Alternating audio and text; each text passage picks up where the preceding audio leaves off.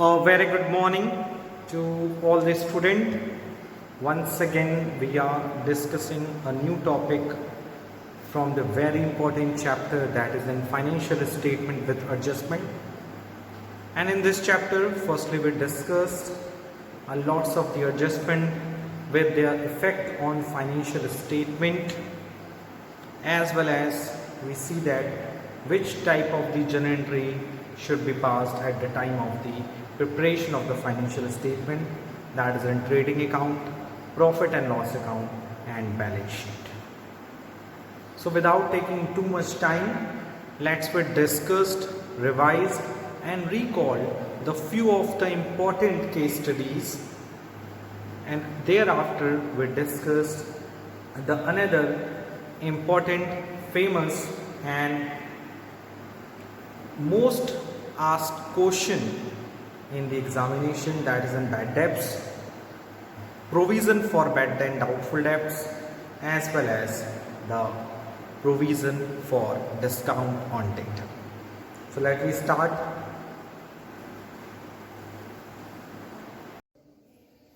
So now let's we move to the next type of the adjustment. The next type of the adjustment is firstly we discuss closing stock, outstanding, prepaid. Okay, so the next is a depreciation. What is the meaning of depreciation? You know very well. Decline in the value of fixed tangible assets, it is known as in depreciation. So depreciation हो चाहे amortization हो, सबसे दोनों में basically difference ये होता है कि ये टेंजिबल फिक्स एसेट्स पे चार्ज होता है और एमोर्टाइजेशन जो होता है वो इनटेंजिबल फिक्स एसेट्स पे चार्ज किया जाता है. So depreciation means reduction in the value of fix tangible assets and amortisation मतलब reduction in the value of intangible fix assets. और इसका जो इफेक्ट होता है इसे हम लोग सबसे पहले कहाँ दिखाते हैं, debit side of profit and loss account में दिखाते हैं, और दूसरा इसको क्या करते हैं, डिडक्ट कर देते हैं फ्रॉम रिलेटेड एसेट्स. जिस एसेट्स पे ये डेप्रिसिएशन चार्ज होता है या एमोर्टाइजेशन चार्ज होता है, उस एसेट्स में से क्या कर देते हैं, माइनस कर देते हैं from related expenses in balance sheet. रही बात इसकी एंट्री की, तो इसकी एंट्री बहुत ही सिंपल होता है, depreciation from debit to assets. Okay, now D के बाद पॉइंट आता है E point is an accrued income, and you know very well what is the meaning of accrued income. The income which is earn but not received. वो income जो कमा तो ली गई है लेकिन वो मिली नहीं है. इन सारी इनकम्स को हम लोग क्या करते हैं, बेसिकली इन इनकम को हम लोग क्या करते हैं, ऐड कर देते हैं, एडेड टू रिलेटेड इनकम. जैसे एक्रूड कमीशन है, कमीशन में जाकर ये वैल्यू ऐड कर देंगे.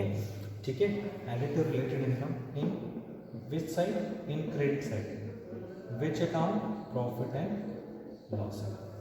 प्रॉफिट एंड लॉस अकाउंट में क्या करेंगे, इस वैल्यू को जाकर ऐड करेंगे. और इसकी इनकम की अगर हम बात करें तो इनकम क्या होगा, इसकी एंट्री होगी accrued income debit to income. Okay, and ई के बाद आता है advance income. And what is the meaning of advance income, the income which is received in advance.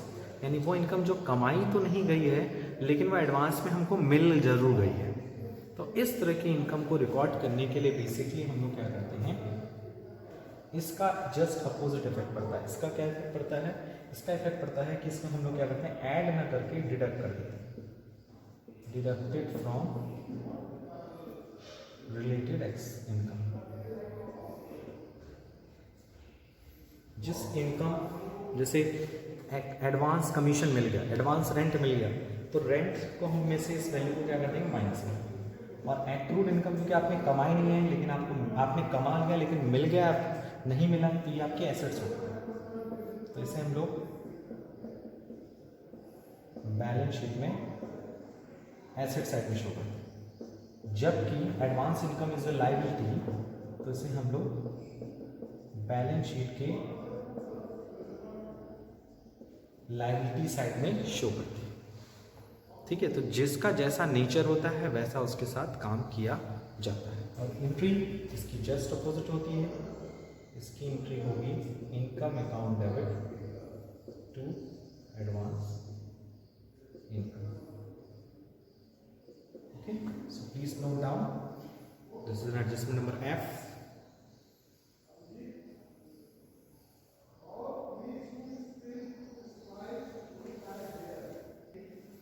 So the next adjustment after discussing F point, the next will be a point number G. Point number G is a interest on capital. What is the meaning of interest on capital? So what is an interest on capital? You know very well. जब भी कोई owner business start करता है तो एक limited amount invest करता है in the business.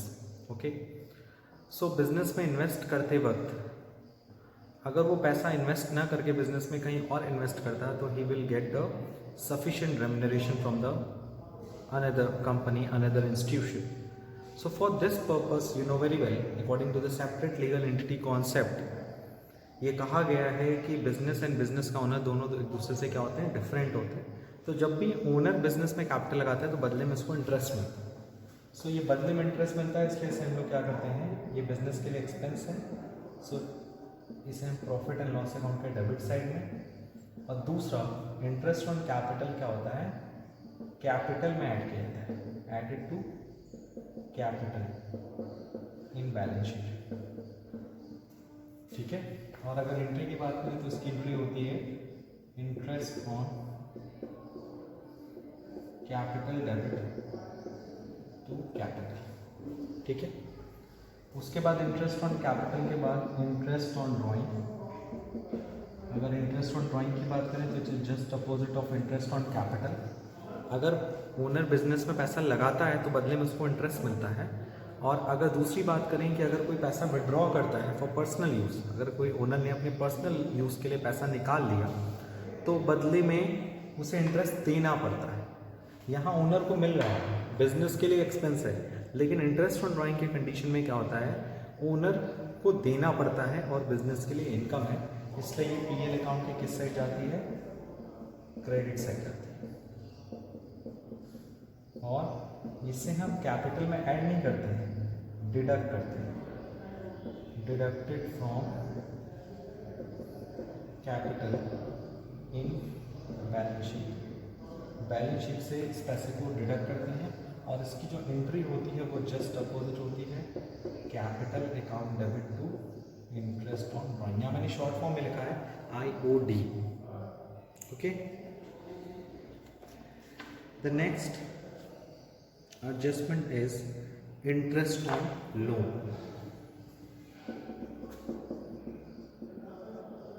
You know very well, business को फंड जुटाने के बेसिकली दो तरीके होते हैं, या तो कैपिटल के थ्रू वो पैसा अरेंज कर सकता है या तो लोन लेकर पैसा अरेंज कर सकता है।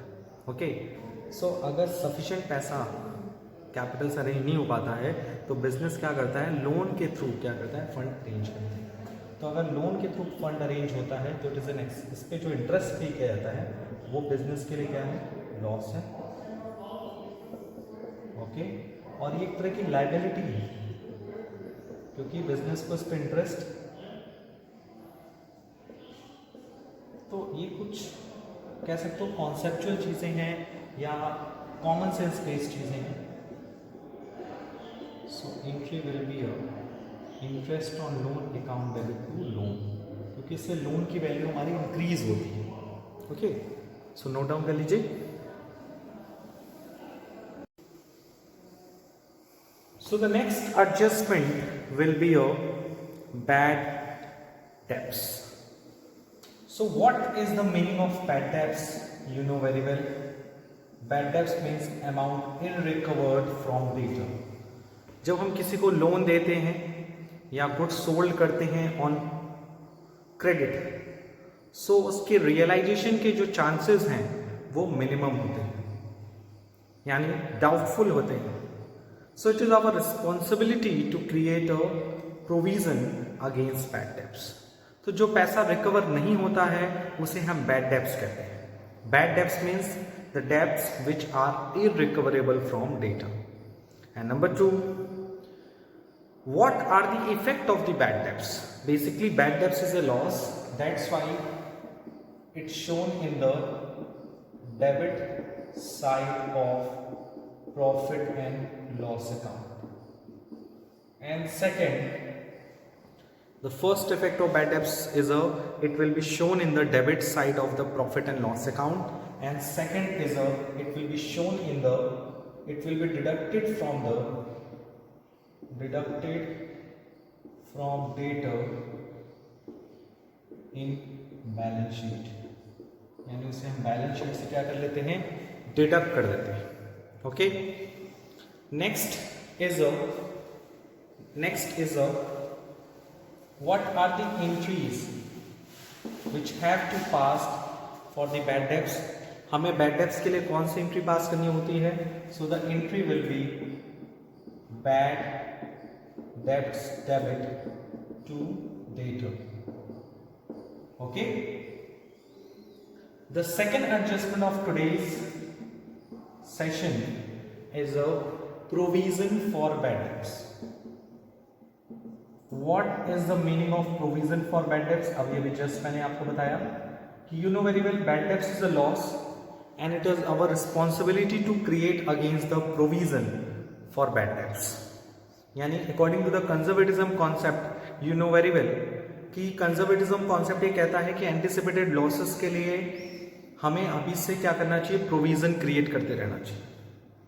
ओके, और एंटिसिपेटेड प्रॉफिट को तब तक नहीं प्रॉफिट मानना चाहिए जब तक कि वो पैसा रिसीव ना हो जाए. So what are the effect of provision for bad debts on the financial statement? Let's see that. The first adjustment of provision for bad debts on the financial statement is it should be shown in the debit side of profit and loss account, and second it must be deducted from debtor in balance sheet. इसे balance sheet से minus भी किया जाता है. और अगर हम entry की बात करें कि क्या इसकी एंट्री पास होगी, जर्नल एंट्री क्या पास होगी? So the journal entry for provision for bad debts is a provision for bad debts account debit to debtor. Okay, the number third adjustment is a provision for discount on debtor. Basically provision for bad debts इसलिए हम बनाते हैं कि पैसा जो bad हो जाएगा उसके लिए हम पहले से प्रिपेयर रहें. And provision for discount on debtor हम इसलिए बनाते हैं ताकि इन फ्यूचर अगर हमें अपने डेटर्स को डेब्ट्स को रियलाइज करने के लिए अगर कोई डिस्काउंट ऑफर करना पड़े तो उस लॉस को भी हम बेयर करने के लिए पहले से प्रिपेयर रहें. So provision for discount on debtor का जो पहला इफेक्ट होता है सेम इसी तरह होता है. बेसिकली अगर मैं कहूँ बैड डेब्ट्स हो, चाहे प्रोविजन फॉर बैड डेब्ट्स हो, चाहे provision for discount on debtor हो, इन तीनों का इफेक्ट एक तरह से ही पड़ता है. इनके इफेक्ट्स में कोई चेंजेस नहीं है. हाँ, चेंजेस हैं तो इनकी इंक्रीज में, और अगर चेंजेस हैं तो इनके कैलकुलेशन में. ठीक है, सो इसे पीएल अकाउंट पे डेबिट में दिखाते हैं और डिडक्ट करते हैं. कहाँ से? डेटर से डिडक्ट करते हैं बैलेंस शीट से. ओके, एंट्री क्या है?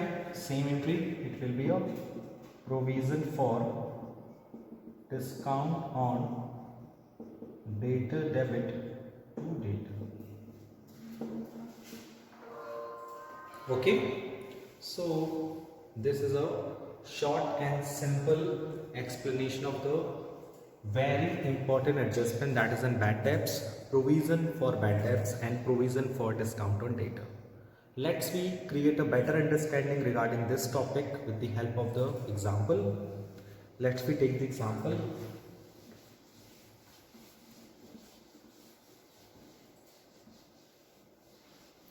So if we take the question,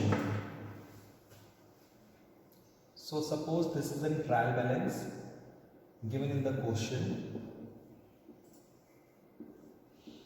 the amount of the debtor of rupees 1 lakh.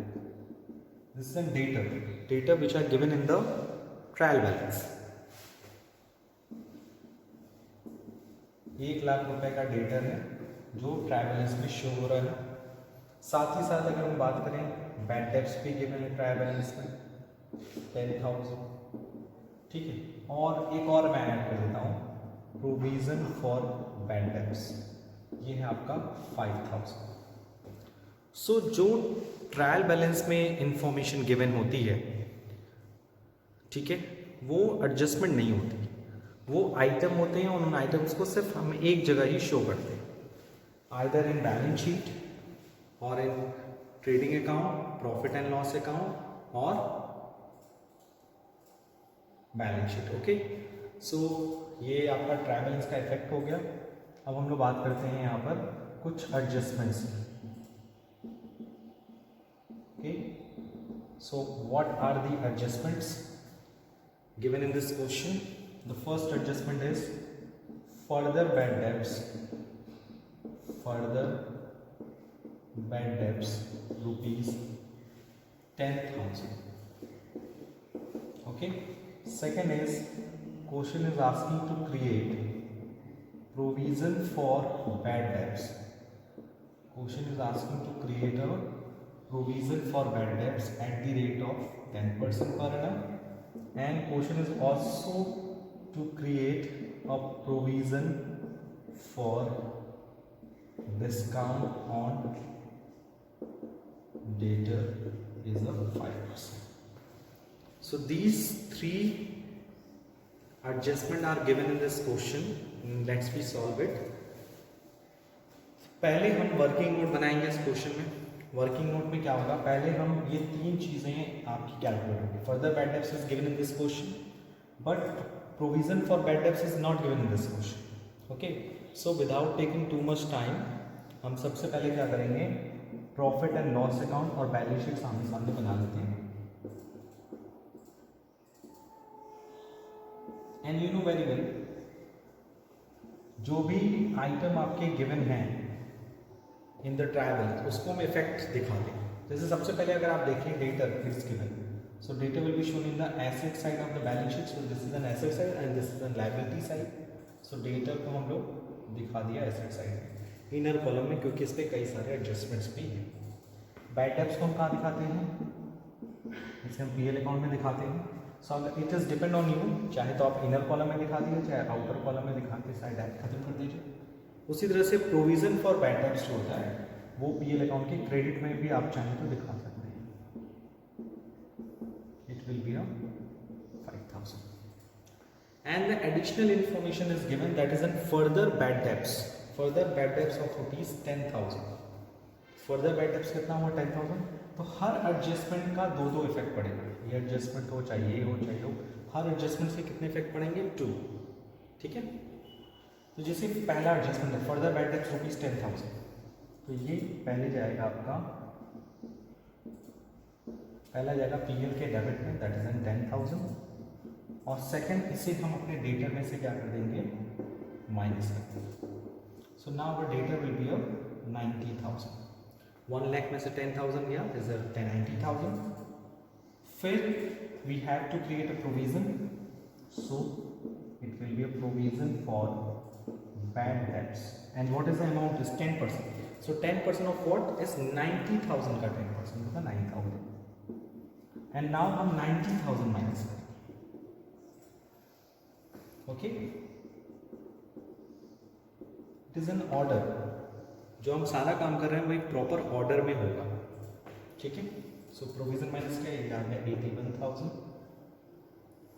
Good, and now last is create a provision for discount on debtor. इसके बाद हम लोग क्या प्रिपेयर करेंगे, हम प्रिपेयर करेंगे provision for discount on debtor, provision for discount on debtor. So discount on debtor में कितना बनाना है, 81,000 का 5%, दैट इज इन 4050। ओके, और इसको हम यहां से माइनस कर दें, provision for discount on debtor 4050। और अब जो वैल्यू आएगी इसे हम बाहर लिखेंगे। Okay, so it will be 059, it will be a 76,950 rupees. So इस तरह से हम इस तरह के क्वेश्चंस को सॉल्व करते हैं। नोट डाउन कर लीजिए।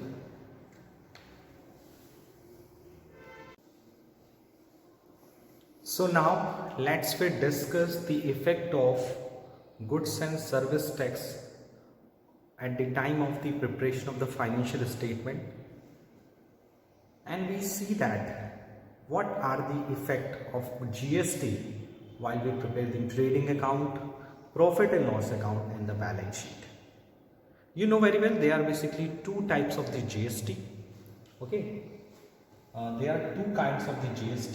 First is, you know very well, GST paid, and second is GST received. Okay, या तो हम GST पे करते हैं या रिसीव करते हैं। So when we paid the GST, it is called input GST. It is called input GST. And when we receive the GST, it is called output GST. And the input GST have three types: input IGST, input CGST, input SGST. Okay, and when we are talking about the output GST, it is also three types: output IGST, output CGST and output SGST. Okay, so when we are talking about the classification of the GST, ये क्यों जरूरी है, क्योंकि GST को उसके nature के according हम अपने फाइनेंशियल स्टेटमेंट में जगह देते हैं। सो कैसे शो करते हैं, सो GST अगर हम पे करते हैं, so it is your assets, तो इसे हम एसेट साइड में शो करते हैं, चाहे वो इनपुट IGST हो, चाहे CGST हो, चाहे वो SGST हो। लेकिन अगर हम GST रिसीव करते हैं, so it is my liability. But the very important thing related to this topic is कि जब भी GST आपने पे किया है उसको हम सेट ऑफ करेंगे लायबिलिटीज से, उसे हम सेट ऑफ करेंगे। अगर क्वेश्चन में आपने GST पे भी किया है, GST रिसीव किया है, तो उस सिचुएशन में हम क्या करेंगे, इनपुट GST को आउटपुट GST से सेट ऑफ करेंगे, और उसके बाद जैसी नीड होगी, नीड मतलब अगर एसेट्स पार्ट ज़्यादा है तो एसेट साइड में शो करेंगे, और लगे लायबिलिटीज पार्ट ज़्यादा है तो हम लायबिलिटीज में शो करेंगे। ठीक है, हाँ, यहाँ पर कुछ पॉइंट यहाँ पर ये भी ध्यान में रखना है कि आउटस्टैंडिंग एक्सपेंस और एक्रूड इनकम के केस में GST आपका चार्ज होगा। ठीक है, in case of the outstanding expenses and accrued income, वह GST will be charge. Okay, इस पे भी GST चार्ज होता है, इस पे भी GST चार्ज होता है। But in case of output कह रहा हूं यहाँ पे आउटस्टैंडिंग, अगर कोई आपने एक्सपेंस आउटस्टैंडिंग रखा है, यानी ड्यू हो गया बट आपने उसका पेमेंट नहीं किया है, या कोई इनकम आपको रिसीव हो गई है, रिसीव नहीं हुई है लेकिन ड्यू हो गई है, तो इन दोनों केस में GST जो होता है वो चार्ज नहीं, GST कैलकुलेट किया जाता है और इसे हम फाइनेंशियल स्टेटमेंट में इंक्लूड भी करते हैं। Okay, but in case of prepaid expense और एडवांस इनकम के केस में जीएसटी सेपरेटली चार्ज नहीं होती है क्योंकि वो ऑलरेडी रिसीव या पे हो चुकी होती है। सो ये कुछ शॉर्ट इन्फॉर्मेशन है, इसको नोट डाउन कर लीजिए।